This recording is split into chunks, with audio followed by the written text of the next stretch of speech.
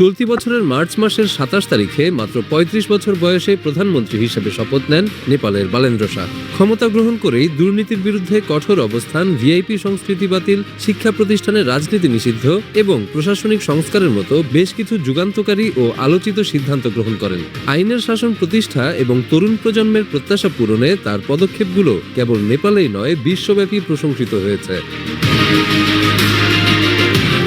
নেপালের আগের সরকারকে উৎখাত করতে যারা গণঅভ্যুত্থানে নেতৃত্ব দিয়েছিলেন তাদের বড় একটি অংশ সরকারের বিভিন্ন পদে নিয়োগ পেয়েছিলেন, কিন্তু নির্বাচিত হয়ে এসে দুর্নীতির অভিযোগে নিজ সরকারের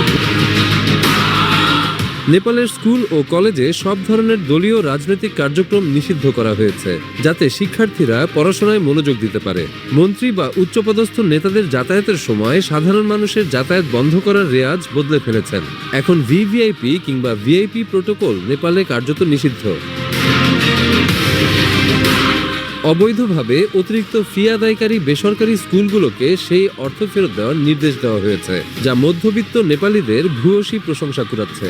সরকারি ও বেসরকারি হাসপাতালের একটি বড় অংশের সেবা দরিদ্র ও সাধারণ মানুষের জন্য বিনামূল্যে ব্যবহারের সুযোগ করে দেওয়া হয়েছে। প্রয়োজন বোধে মন্ত্রী বা এমপিদের গাড়ি থামিয়ে তল্লাশি করার ক্ষমতা ট্রাফিক পুলিশকে দেওয়া হয়েছে। নেপালের শ্রম, কর্মসংস্থান ও সামাজিক নিরাপত্তা মন্ত্রী দীপক কুমার শাহকে তার পদ থেকে বরখাস্ত করা হয়েছে।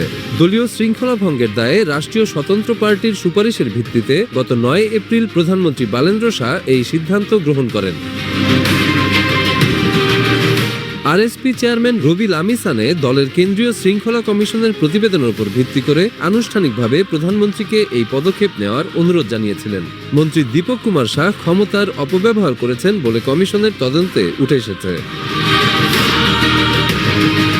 অভিযোগ রয়েছে তিনি তার স্ত্রী জুনু শ্রেষ্ঠাকে স্বাস্থ্য বীমা বোর্ডের সদস্য হিসেবে বহাল রাখার জন্য নিজের দাপ্তরিক প্রভাব খাটিয়েছেন, যেখানে ওই পদটি দীর্ঘ সময় ধরে কার্যত নিষ্ক্রিয় ছিল। এই কর্মকাণ্ড দলের নীতি, আদর্শ ও ভাবমূর্তিকে চরমভাবে ক্ষুণ্ণ করেছে বলে মনে করছে দলটি। নেপালের প্রধানমন্ত্রীর কার্যালয় নিশ্চিত করেছে যে দলের সুপারিশ অনুযায়ী দীপক কুমার শাহকে মন্ত্রিত্ব থেকে অব্যাহতি দেওয়া হয়েছে। একই সঙ্গে দলীয় শৃঙ্খলা ও এই গুরুত্বপূর্ণ বিষয়টি গুরুত্বের সঙ্গে না দেখার অভিযোগে স্বাস্থ্য ও জনসংখ্যা বিষয়ক মন্ত্রী নিশা মেহতাকে সতর্কবার্তা প্রদান করা হয়েছে। মূলত দলের স্বচ্ছতা ও সুশাসন নিশ্চিত করার লক্ষ্যে নেপালের বর্তমান সরকার এই কঠোর সিদ্ধান্ত নিয়েছে। নেপালের রাজনৈতিক অঙ্গনে এক অভূতপূর্ব পরিবর্তন লক্ষ্য করা যাচ্ছে। দীর্ঘদিন ধরে প্রচলিত ক্ষমতা ও বিলাসিতার ধারণাকে ভেঙে চুরমার করে দিচ্ছেন দেশটিতে নতুন করে উঠে আসা এক তরুণ নেতা। মাত্র ৩৫ বছর বয়সী প্রধানমন্ত্রী বালেন্দ্র শাহ এর নেতৃত্বে নেপাল এখন এক ভিন্ন পথে হাঁটছে। তার সাহসী ও জনবান্ধব সিদ্ধান্তগুলো পুরো দক্ষিণ এশিয়ার প্রচলিত রাজনীতিকে চ্যালেঞ্জ ছুড়ে দিয়েছে বলে মনে করছেন বিশ্লেষকরা। বালেন্দ্র শাহ দুর্নীতির বিরুদ্ধে কঠোর অবস্থান নিয়েছেন। স্বজনপ্রীতি ও দুর্নীতির অভিযোগে তিনি নিজ সরকারের গুরুত্বপূর্ণ পদে থাকা জেনজি নেতাদের নিয়োগও বাতিল করেছেন।